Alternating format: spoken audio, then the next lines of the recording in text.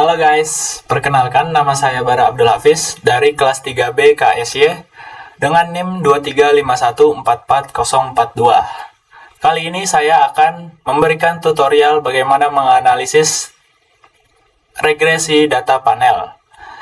Yang pertama-tama yaitu apa sih regresi data panel itu? Analisis regresi data panel adalah metode statistik yang digunakan untuk mengkaji hubungan antara satu variabel dependen dan satu atau lebih variabel independen dengan menggunakan data yang memiliki dua dimensi, yaitu ada lintas individu atau cross section dan waktu atau time series. Dengan menggabungkan informasi dari berbagai unit seperti perusahaan, negara, atau individu yang diamati selama beberapa periode. Analisis regresi data panel juga menjadi cara untuk melihat hubungan antara beberapa faktor, seperti keuntungan perusahaan, inflasi, dan suku bunga, dengan hasil tertentu, misalnya harga saham, dan menggunakan data dari banyak perusahaan selama beberapa tahun. So, kita tidak hanya melihat satu perusahaan di satu waktu, tapi banyak perusahaan di banyak waktu. Dengan metode ini, kita bisa memahami bagaimana perubahan dari waktu ke waktu dan perbedaan antar perusahaan yang mempengaruhi hasil yang kita teliti.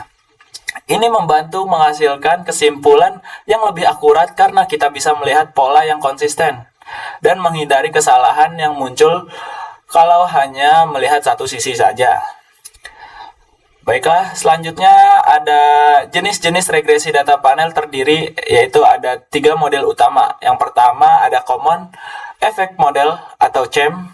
Yang kedua ada Fixed Effect Model atau FEM. Yang ketiga ada Random Effect Model atau REM. Masing-masing memiliki pendekatan berbeda dalam menangani variasi antar individu dan waktu. Baik, tabel yang saya tampilkan di layar ini yaitu ada beberapa pengujian dalam regresi data panel. Yang pertama ada uji Chow, uji Houseman, dan uji LM.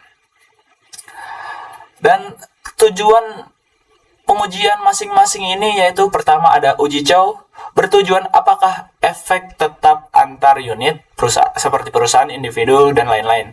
Uji Houseman, apakah efek individu berkorelasi dengan variabel independen. Yang ketiga yaitu uji LM, apakah ada efek acak antar unit.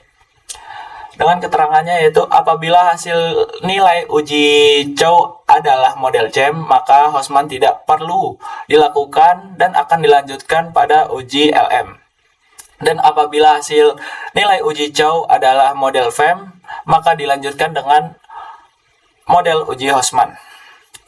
Dan yang terakhir, apabila nilai uji Houseman yang terpilih adalah model FEM, maka uji LM tidak perlu dilakukan. Akan tetapi jika terpilih adalah model REM, maka uji LM harus dilakukan.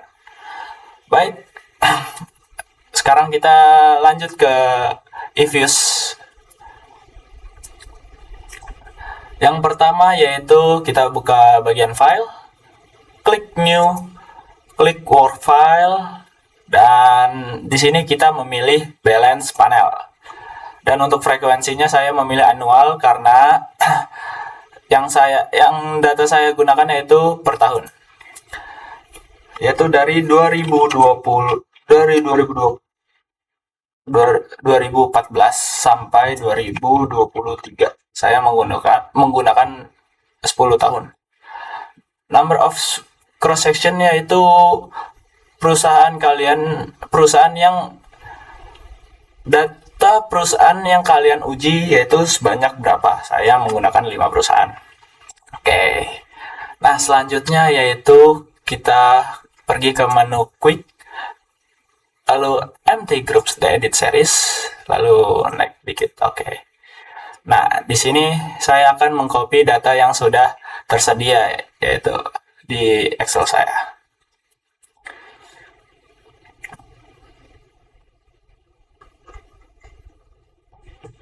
Baik.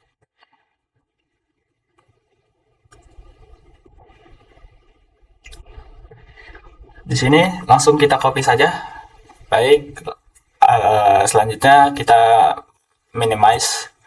Selanjutnya kita pergi ke quick lagi, estimate equation, lalu komennya yaitu Y konstanta X1, X2, dan X3. Jangan lupa panel optionnya yaitu fixed. Lalu kita klik OK. Nah, di sini sudah muncul. Lalu yang pertama kita akan menguji uji Chow. Pertama kita klik menu view. Selanjutnya pilih menu ini, lalu ke likelihood ratio. Oke, nah nilai probabilitasnya sudah terlihat ya, 0,0360. So, artinya apa? Pada uji Chow kali ini nilai probabilitasnya yaitu 0,0360. Artinya yaitu nilai tersebut lebih kecil daripada nilai alfa yaitu 0,05. Berdasarkan hasil uji Chow dapat disimpulkan bahwa model yang paling sesuai untuk digunakan dalam analisis data panel ini adalah FEM atau Fixed Effect Model. Maka dapat dilanjutkan ke uji Hausman. Selanjutnya yaitu kita akan melakukan uji Hausman. Kita ke estimate, lalu pilih panel option lagi. Kali ini kita memilih random pada menu cross sectionnya. Oke, kita klik OK, lalu muncul menu utamanya. Kita ke bagian view, lalu pilih visit atau random effect testing. Oke, kali ini kita pilih Hausman test. Oke, dan kali ini nilai probabilitasnya muncul lagi. Artinya apa? Artinya pada uji Hausman dengan nilai probabilitas 0,0355, maknanya yaitu berdasarkan hasil uji Hausman diperoleh nilai probabilitas sebesar 0,0355 yang lebih kecil dari 0,05 atau nilai alfa tersebut. Maka hal ini menunjukkan bahwa model Fixed Effect Model atau FEM lebih tepat digunakan dibandingkan dengan model Random Effect Model atau REM. Dan analisis regresi data panel sudah selesai sampai uji Hausman. Lalu, jika kalian ingin melanjutkan, jika data kalian sesuai atau yang terpilih adalah REM, maka untuk melanjutkan uji LM yaitu kita ke estimate terlebih dahulu, panel option lagi, cross sectionnya kita pilih none, lalu OK, lalu kita pergi ke view, kita pencet menu ini lagi, lalu pilih omitted random effect atau LM. Oke, kita pencet. Nah, hasilnya muncul. Tetapi karena hasil uji kita sudah selesai di uji Hausman, maka kita kembali lagi ke estimate, lalu kita fix it. Nah, kali ini saya akan menjelaskan apa arti dari hasil yang sudah dilakukan saya kali ini. Oke. Analisis regresi data panel. Yang pertama, koefisien regresi dan signifikansi individual atau UJT. Bagian ini menjelaskan bagaimana setiap variabel independen X mempengaruhi variabel dependen Y dengan mempertimbangkan efek fix atau karakteristik unik dari setiap perusahaan yang tidak berubah seiring waktu.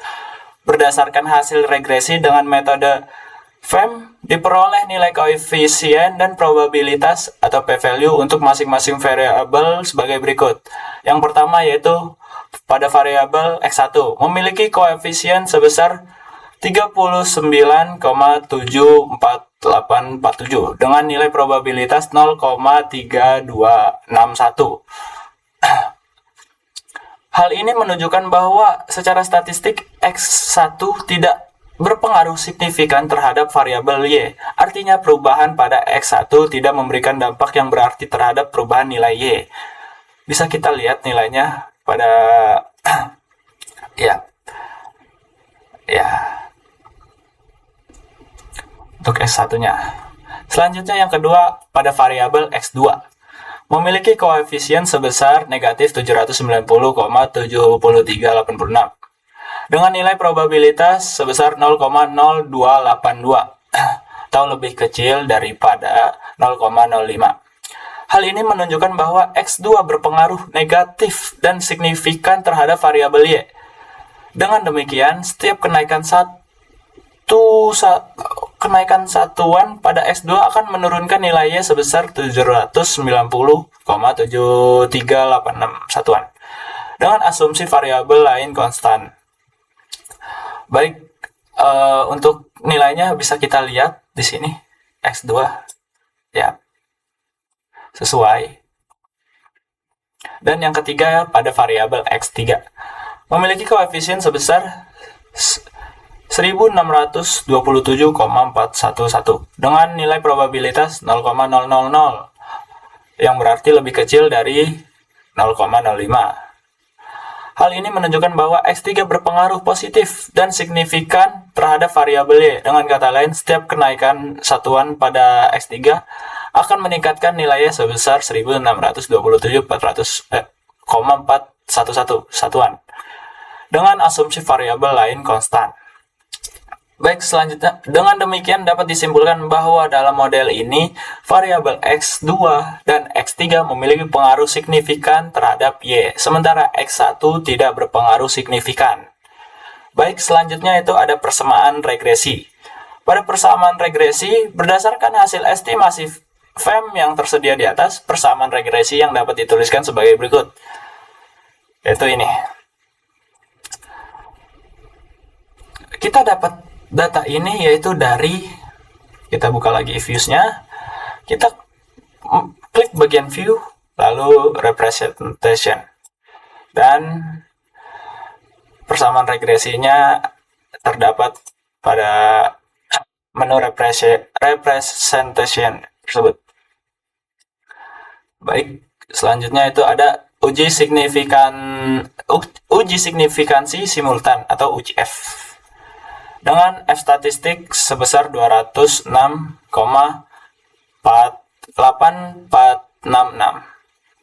dengan probabilitas F statistik 0,000.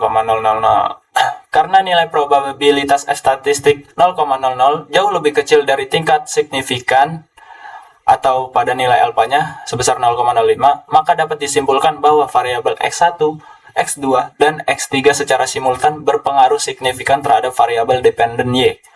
Dengan demikian, model regresi ini secara keseluruhan fit atau sesuai dan valid untuk menjelaskan variasi yang terjadi pada variabel Y.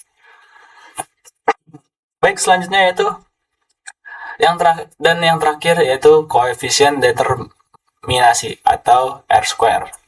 R-square di sini yaitu ada 0,971811.